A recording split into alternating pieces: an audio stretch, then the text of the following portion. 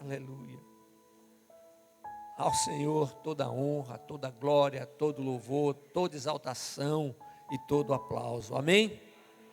Por favor, abra a sua Bíblia na carta aos Filipenses, no capítulo 4. Filipenses, capítulo 4. Aleluia. Glórias ao nome de Jesus. Eu tenho dito aos irmãos, de uma maneira muito clara, de que a vida não é feita somente de bons momentos. Existem momentos difíceis que nós enfrentamos, e o próprio Senhor já nos adverte sobre isso, lá no Evangelho de João, onde ele fala: no mundo vocês terão aflições, mas tenham bom ânimo, eu venci o mundo. Então, em Cristo Jesus, nós somos mais do que vencedores. E ser mais do que vencedor não é sinônimo de que conquistaremos tudo aquilo que desejamos, que receberemos tudo aquilo que almejamos. Nem tudo que a gente apresenta diante do Senhor a gente recebe. Porque, irmãos, nós precisamos estar plenamente convictos de que não sabemos nada, absolutamente nada, sobre o amanhã. O amanhã imediato, o amanhã mais longo, não é? Mais distante. Mas Deus conhece todas as coisas, porque Ele está na eternidade. Ele nos criou a sua imagem e semelhança. Então, meus amados irmãos, nós temos a garantia de que todas as coisas vão passar, mas a palavra do Senhor permanece para sempre.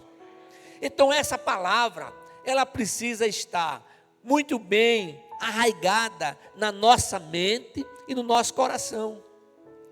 Porque quando a gente está com essa palavra, quando a gente está de posse dessa palavra, apresentando a nossa vida diante do Senhor, dizendo assim: Senhor, eu quero que os teus planos e os teus propósitos cumpram-se na minha vida. Pai amado, não a minha vontade, mas a tua vontade. Sabe por quê, irmãos? Porque quando nós estamos diante do Senhor, determinados para que Ele cumpra a sua vontade em nossa vida, então nós somos plenamente satisfeitos. Amém? Por quê, pastor? Porque nós somos seres espirituais. E esse é um ensino, essa é a palavra do nosso Deus. Aqui em Filipenses, no capítulo 4, o apóstolo Paulo, ele está fazendo diversas recomendações aos filipenses. E nessa parte, iniciando no versículo 10, ele fala sobre a sua gratidão com a igreja lá em Filipos. Então, a partir do capítulo 4, lerei apenas os versículos 12 e 13, que diz assim: sei passar necessidade e sei também ter muito. Tenho experiência diante de qualquer circunstância e em todas as coisas, tanto na fartura como na fome, tendo muito ou enfrentando escassez, posso todas as coisas naquele que me fortalece. Posso todas as coisas naquele que me fortalece. Amém? Sabe, meus irmãos, a vida do apóstolo Paulo foi um exemplo tremendo, de que não existe nada melhor do que servir ao Senhor. Então nós podemos dizer que ele nos dá o exemplo de que servir ao Senhor é incomparável. Não temos condições de comparar absolutamente nada. Mas ele nos fala também, ele fala sobre fé, ele fala sobre esperar, ele fala sobre confiar. Mas, irmãos, a alegria é um sentimento cristão de confiança no Pai eterno. Quando eu falo cristão, eu estou sempre na minha mente fazendo referência à nova criatura em Cristo Jesus. O nome cristão tem ficado muito desgastado, vou usar esse termo, não é? Então, aquele que confia no Senhor, quando a nossa confiança está depositada nele, não é? Então, a nossa alegria é um sentimento de confiança no Pai eterno, assim como a nossa paz, a paz que somente Jesus Cristo pode nos dar. Então nós temos a certeza de que todas as coisas vão passar. Isso significa que as lutas, as aflições, os problemas vão passar, mas a palavra permanece para sempre. Então, as promessas do Senhor permanecem para sempre. Amém? Ele não é homem para esquecer. Ele não é o homem para falhar, para deixar de cumprir. E o apóstolo nos dá exemplo de que em tudo nós devemos glorificar, exaltar ao nome de Jesus, que nos fortalece de maneira incomparável. Eu tenho dito aos irmãos que quando exaltamos e glorificamos a Deus o Filho, a Jesus Cristo, nós estamos exaltando e glorificando a Deus o Pai, Deus o Filho e Deus o Espírito Santo. Amém? Quando a gente vai na palavra, a gente vê que tudo é por intermédio de Jesus. Tudo é por Jesus, não é? Ele é o único mediador entre Deus e o homem.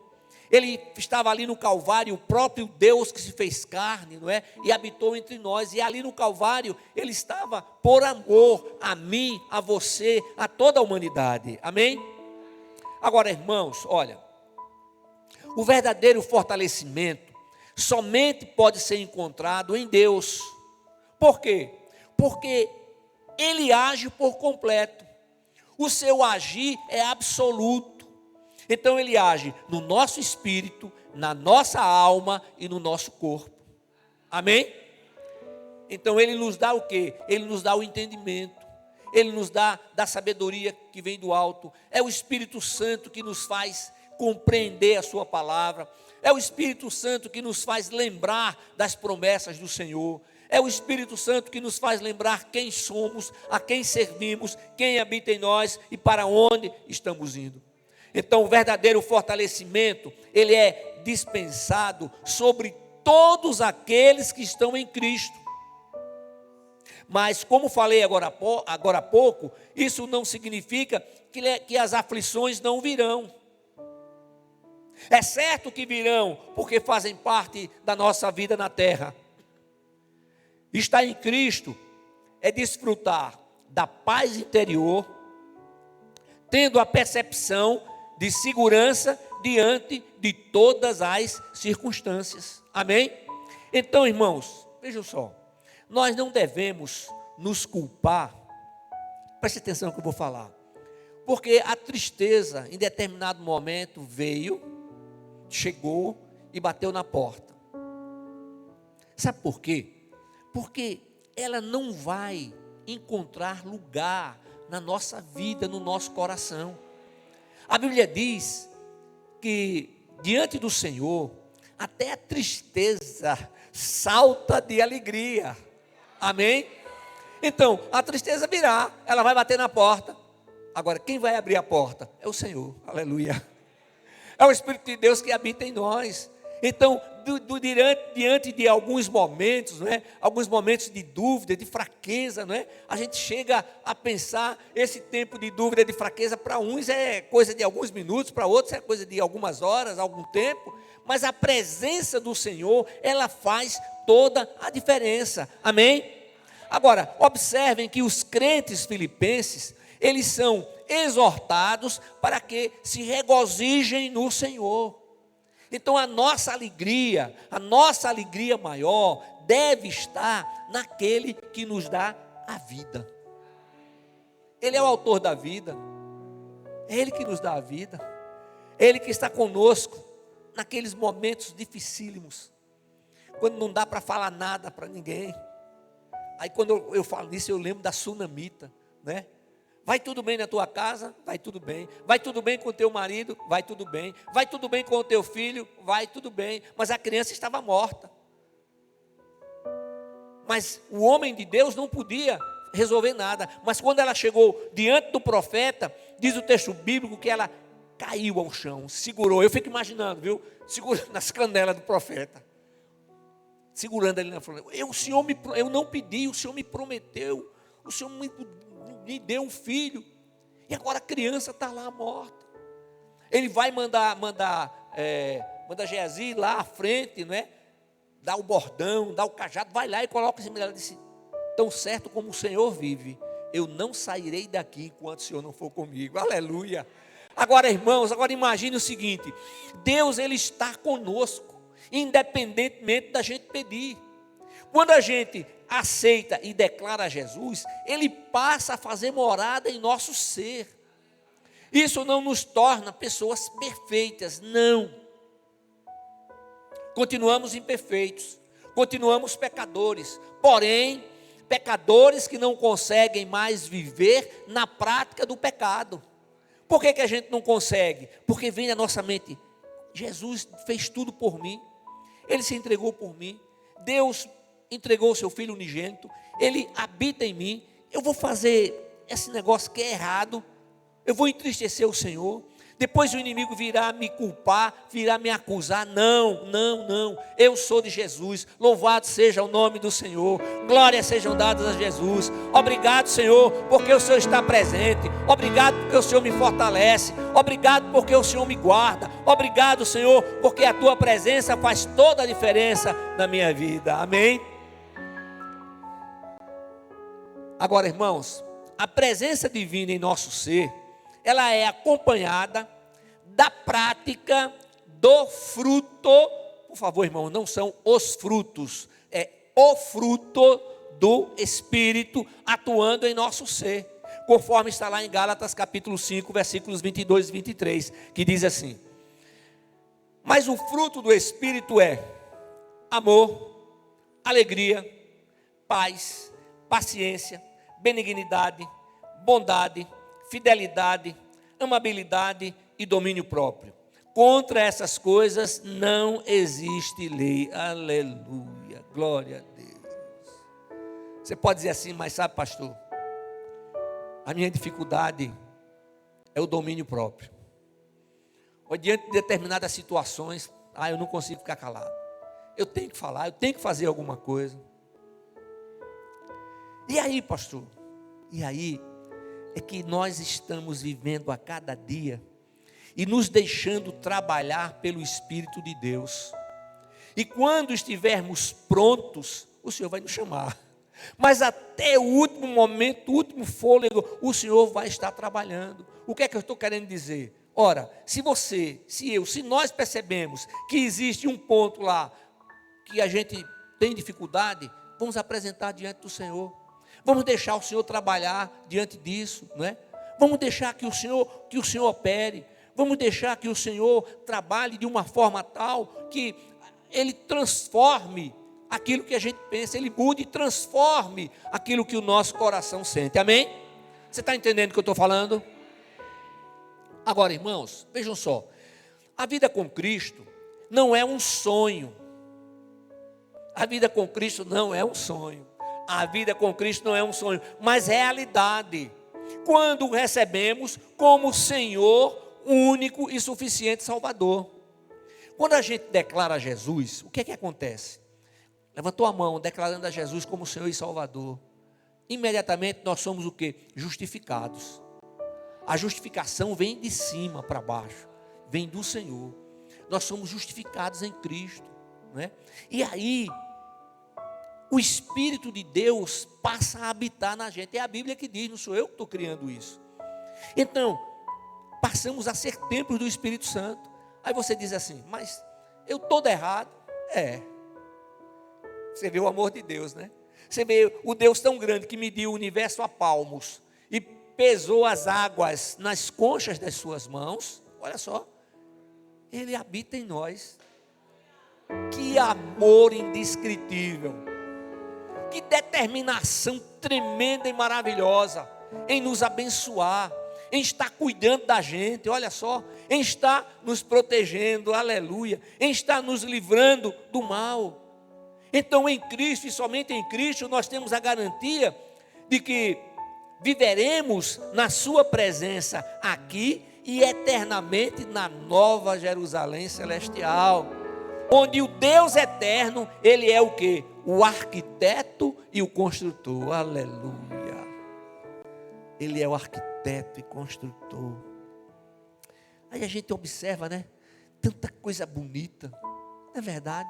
Às vezes eu recebo umas paisagens assim, umas fotos, coisas lindas, maravilhosas, né? A gente anda pelo Brasil, a gente sai, viaja, a gente vê coisas lindas, maravilhosas, que nós temos aqui, temos em outros lugares, coisas diferentes. O que? É Deus criando, é o Criador. Agora, imagina o seguinte: se o Senhor criou tudo isso aqui, que vai acabar, imagine o que como Ele está preparando lá a Nova Jerusalém Celestial, onde iremos reinar com Ele eternamente, aleluia. Já pensou nisso, igreja?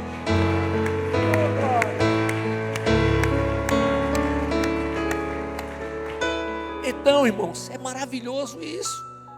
Então nós temos o quê? Nós temos a viva esperança, e a nossa viva esperança é Cristo, porque Ele já venceu a morte. Ele ressuscitou o terceiro dia, com as chaves da morte e do inferno. Ele venceu o pecado. É Ele quem nos dá a vida, irmãos. É Ele quem nos concede a vida. Mas está muito difícil, pastor, mas vai passar. Mas lembre-se, vai passar. Deus é maior do que qualquer dificuldade. Ele é mais poderoso do que todas as coisas. Então, irmãos, a nossa meta é o quê? Cristo. O nosso objetivo maior é viver para o louvor da glória de Deus. Agora, irmãos, isso ocorre quando abrimos o nosso coração e o deixamos entrar e reinar. Sabe por quê, irmãos? Porque tem muita gente que entende e que aceita com o entendimento, mas não quer se deixar transformar. Eu sempre fui assim. Eu herdei isso de meu pai. Eu herdei isso de minha mãe. Eu herdei isso do meu tio. Vamos deixar que tudo que nós herdamos do Pai Eterno floresça em nossa vida, seja realidade em nosso viver. Aí você diz assim: não, mas eu estava falando um sonho. Sim, um sonho que é realidade na presença do Senhor. Agora, quando é que isso vai se tornar realidade? Quando a gente vai ter tudo isso, vai desfrutar de tudo que o Senhor tem preparado, quando estivermos face a face com Ele. Agora, irmãos, vejam só, Ele é tão tremendo e maravilhoso, que Ele está presente hoje, amanhã, depois e eternamente, amém? Agora, Ele nos dá orientações. Jesus Cristo, lá no Evangelho de Mateus, no capítulo 6, versículo 21, Ele diz assim: porque onde estiver teu tesouro, aí estará também o teu coração. Olha, porque onde estiver o teu tesouro, ali estará também o teu coração. Deixa eu falar uma coisa: o Senhor não está falando aqui, Ele não está condenando a riqueza. Não. Aquilo que nós adquirimos como fruto do nosso trabalho. Não, irmãos. Aquilo que adquirimos como fruto do nosso trabalho é bênção. É bênção, não é pecado a gente querer viver melhor, a gente querer dar o melhor para os nossos filhos, a gente querer ajudar as pessoas. Olha, irmãos, quanto mais a gente ajuda, quanto mais a gente dá, mais o Senhor nos devolve, mais o Senhor nos dá de volta. A matemática do Senhor é diferente da nossa matemática, é diferente, irmãos. E outra coisa, quando a gente oferta, a gente dá de coração, quem ganha mais não é quem recebeu, somos nós que estamos doando, aleluia. Que coisa tremenda e maravilhosa. Então, entenda que Jesus não está nesse texto, nem nos outros, condenando a riqueza, que é o fruto do trabalho e da bênção de Deus. E dessa forma, o trabalho e a bênção de Deus traz o quê? Traz satisfação. Mas não é tudo. Irmãos, eu tenho encontrado homens e mulheres humildes, cheios, transbordando do Espírito de Deus, com uma sabedoria tremenda, ricos da graça maravilhosa de Deus na sua vida. É assim que o Senhor quer que sejamos, amém? Agora, o que é que a gente tem que fazer? O nosso tesouro maior tem que ser Cristo. Cristo em nós, esperança da glória. O nosso tesouro maior, tesouro maior. O tesouro está lá no céu. a ferrugem não vai corroer, o ladrão não vai roubar, né? O tempo não vai estragar, não, o mofo não vai chegar, não, irmãos, é o Senhor Jesus, Ele é a nossa viva esperança. E Deus tem o quê? Deus tem o propósito, mais uma vez, que vivamos bem. Vamos lembrar alguns homens de Deus. Abraão era um homem rico. Era um homem rico que tinha de tudo, não é? Os seus filhos, não é?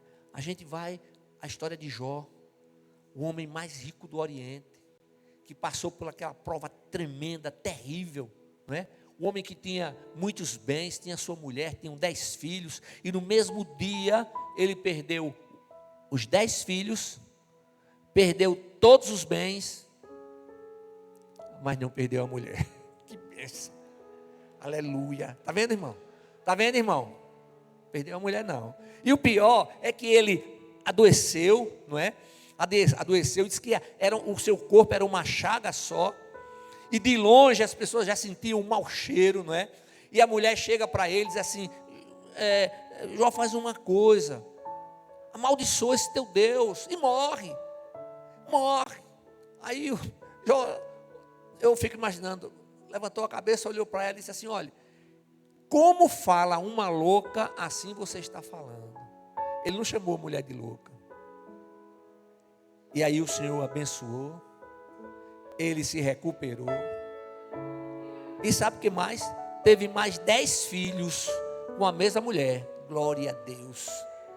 E diz que os seus 10 filhos, vamos dizer assim, que nasceram depois, não é? Eles eram mais formosos, as mulheres mais formosas do Oriente. Já pensaram nisso? Mulher bonita, abençoada, os filhos bonitos, abençoados, e o Senhor deu tudo em dobro do que ele possuía. Por quê? Porque o tesouro maior dele era o Senhor. Então, irmãos, nós temos exemplos tremendos na palavra de Deus. O apóstolo Paulo ensina que não há limites para o que Deus pode fazer na nossa vida, mas a vontade dele é soberana. Aí quantas vezes a gente esquece disso? Quando Jesus nos ensinou na oração do Pai Nosso, ele disse, seja feita a tua vontade, assim na terra como nos céus. A gente ora isso e esquece. Irmãos, a gente não pode esquecer que a vontade de Deus é boa, agradável e perfeita. Ele nos dá muito mais do que a gente pede, Ele nos dá muito mais do que a gente imagina. Amém?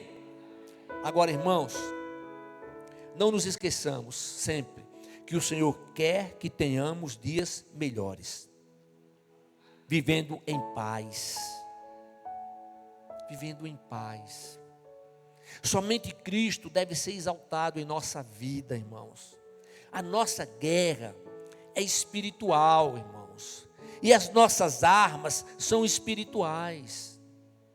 E a armadura de Deus está disponível para todos aqueles que estão em Cristo Jesus. Eu quero ler o texto que você conhece muito bem, que está lá em Efésios, no capítulo 6, versículos de 10 a 13. Diz assim: finalmente, fortalecei-vos no Senhor e na força do seu poder. Revesti-vos de toda a armadura de Deus, para que possais permanecer firmes contra as ciladas do diabo. Pois não é contra pessoas de carne e sangue que temos que lutar, mas sim contra os principados e poderios, contra os príncipes deste mundo de trevas, contra os exércitos espirituais da maldade nas regiões celestiais. Por isso, tomai toda a armadura de Deus, para que possais resistir no dia mau, e havendo feito tudo, permanecer firmes. Amém? Agora, irmãos, vejam só. O Senhor não faz com que a gente viva numa redoma de vidro, não é? Ou numa estufa espiritual. Não. Agora, nós vivemos o quê? Nós vivemos no mundo, vivemos num campo minado pelo inimigo. E nós enfrentamos batalhas sem tréguas. Nós não podemos sentar e negociar com o inimigo da nossa vida, que é Satanás. Não. Ele é terrível. Ele não tem nenhum escrúpulo. Ele oferece lá a tentação. Lembra que ele tentou a Jesus? E quanto mais a nós. Agora tem uma coisa, que nós não estamos sozinhos. Nós temos a presença do Espírito de Deus. E nós podemos resistir no dia mau, no dia difícil. Nem eu, nem você, ninguém pode dizer, eu não vou cair nisso, naquilo, aquilo outro. Não, a gente não sabe o dia de amanhã. Eu rogo a Deus que nem eu, nem você venhamos a cair. Absolutamente. Nós temos que estar firmados no Senhor. O nosso olhar tem que estar fixo em Cristo. Porque Ele é o único perfeito. O seu amor é verdadeiro, é real. Então, meus amados irmãos, nós precisamos estar atentos para isso. Sabe, eu estava vendo hoje que nessa guerra não existe pessoa neutra. Eu sou neutro. Não existe. Na batalha espiritual, ou a pessoa pertence ao exército do Deus eterno, ou faz parte do exército do maligno, que é de Satanás. Não pode ser um pé num lugar, um pé no outro, não. Ou é uma coisa ou outra. É por isso que a gente vê aí, a gente tem que ter muito cuidado, irmãos. Nós somos a igreja de Cristo. Nós temos o Senhor, que é o nosso exemplo. Ele é o exemplo de vida. Ele nos diz que é para amar os inimigos. Mas Ele não diz que é para andar de braço dado com o inimigo o tempo todo. Mas diz que é para amar. Ele diz que é para orar por aqueles que nos perseguem. Olha, irmãos, se for a gente mesmo, a gente não consegue. Mas como nós estamos nas mãos do Senhor, nós conseguimos.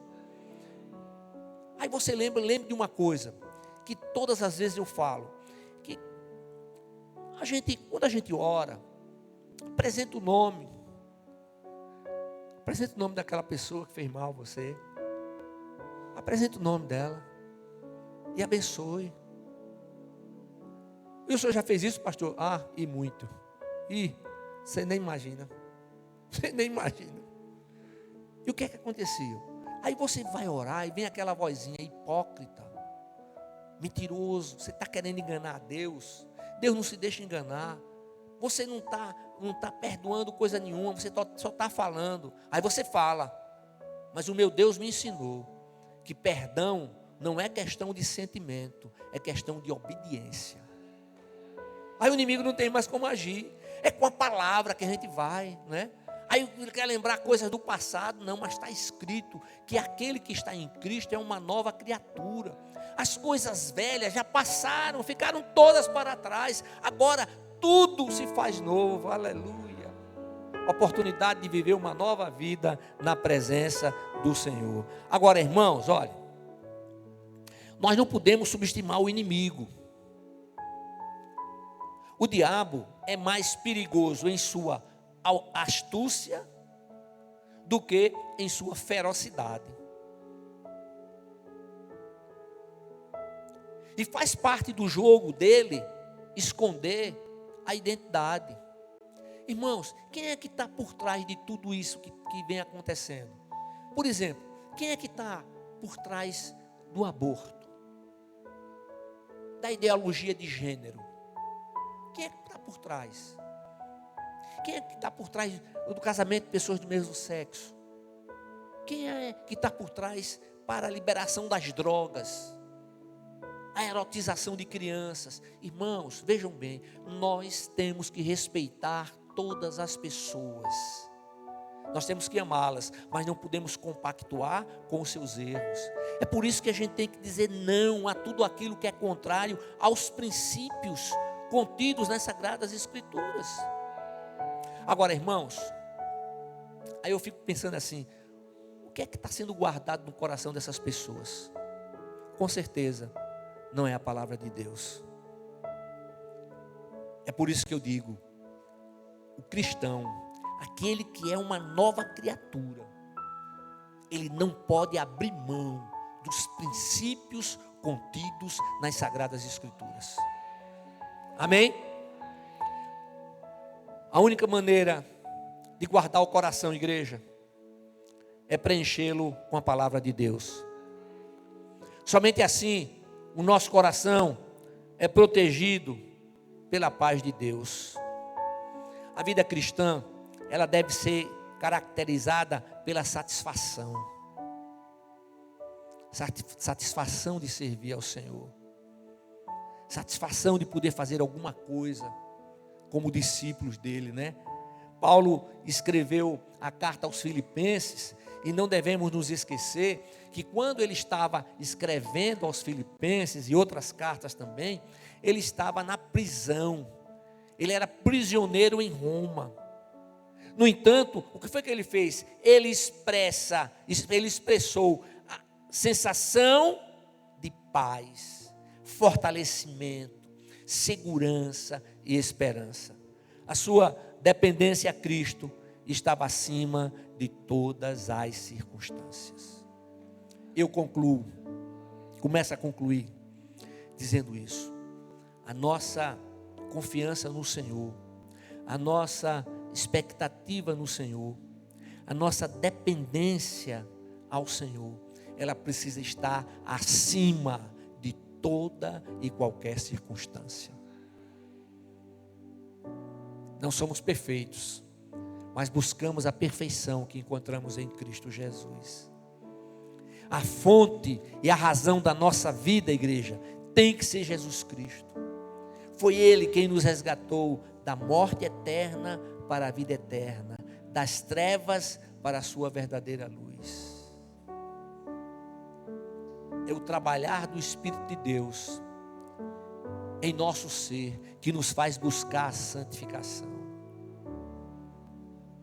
Santificação, segundo o conceito divino, é rejeição a tudo aquilo que o mundo tem como normal e natural, mas que é contrário aos princípios bíblicos. Amém? Somente Jesus Cristo nos faz filhos de Deus. Somente Ele nos fortalece, protege e guarda. Se as dificuldades da vida estão causando ansiedade e temor, então permita que o Espírito Santo o ajude. O Espírito Santo é Deus habitando em todo aquele que tenha Jesus Cristo como Senhor, único e suficiente Salvador. Sabe por quê, irmão? Somente em Cristo nós passamos a encarar a vida sob a perspectiva da eternidade.